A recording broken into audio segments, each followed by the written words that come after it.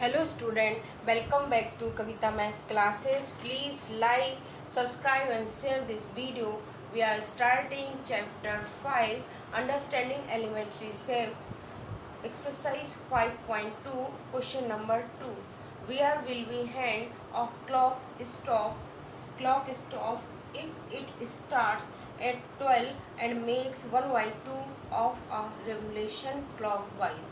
अब यहाँ पर एक क्लॉक है जो 12 पर स्टार्ट हो रही है और 1/2 रेवोल्यूशन यहाँ पर क्लॉकवाइज वो कंप्लीट कर रही है।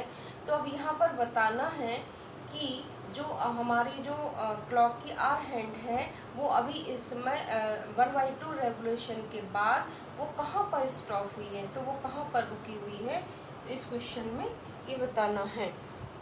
तो अब यहाँ पर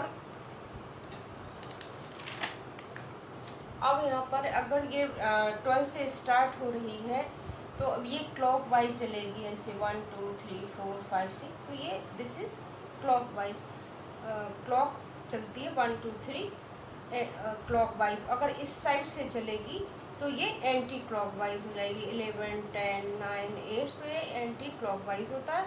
और इस तरफ से अगर चलती है 1 2 3 तो ये क्लॉक वाइज होता है। अब यहाँ पर फ्रैक्शन गिवन है और एंगल यहाँ पर फॉर्म करना है।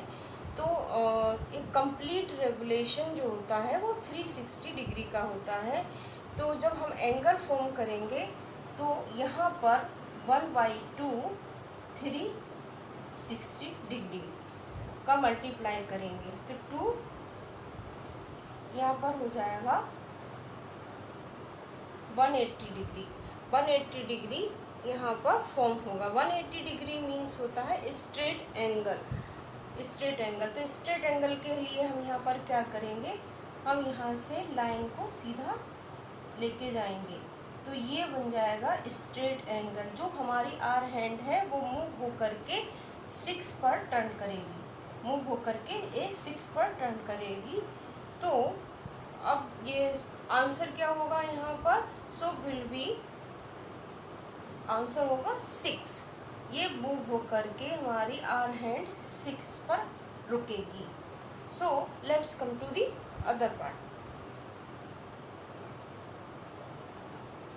Now coming to the B part. Starts at 2 and makes 1/2 of a revolution clockwise. अब यहाँ पर जो हमारा स्टार्ट पॉइंट है वो 2 पर है, यहाँ दिस वन, ये 2 पर है और एक 1/2 का हाफ रेवोल्यूशन यहाँ पर बना रही है। तो वो जब 1/2 का हाफ रेवोल्यूशन टर्न होकर वो कंप्लीट करेगी तो आर हैंड है वो कहाँ पर स्टॉप होगी, तो इसमें ये बताना है। और फ्रैक्शन 1/2 दिया गया है तो इसमें भी 1/2 मल्टीप्लिकेशन 360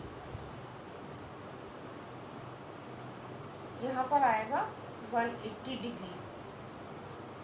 180 डिग्री यहाँ पर फॉर्म होगा। 180 डिग्री मीन्स है यहाँ पर स्ट्रेट एंगल फॉर्म हो रहा। स्ट्रेट एंगल के लिए हमें यहाँ पर एक स्ट्रेट लाइन ले जाना होगा। जो स्ट्रेट लाइन यहाँ से लेंगे तो 180 डिग्री का एक एंगल फॉर्म होगा जो 8 पर आकर, जो हमारी आर हैंड है वो 8 पर आकर रुकेगी, 8 पर आकर यहाँ पर रुकेगी। So answer will be 8।